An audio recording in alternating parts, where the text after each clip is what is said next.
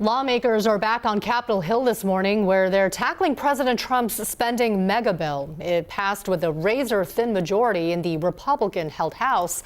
That bill calls for trillions of dollars in tax cuts while slashing federal programs like food stamps and Medicaid.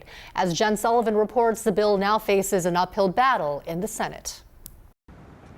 Lawmakers return to Capitol Hill this week, and senators will be busy taking on President Donald Trump's ambitious spending bill that's being called the Big Beautiful Bill.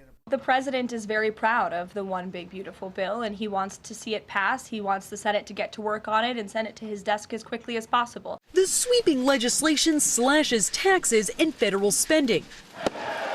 It narrowly passed the Republican-led House last month, Democrats voting against it.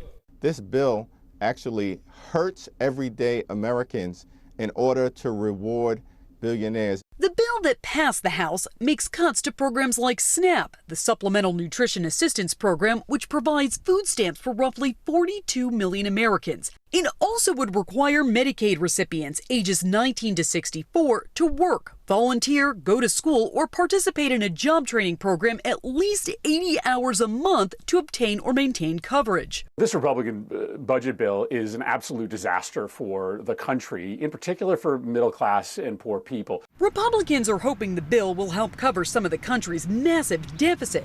The Congressional Budget Office says that over 8 years, the legislation would add another $3.8 trillion to the already huge U.S. debt. The Trump administration says that isn't true. It doesn't increase the deficit or hurt the debt.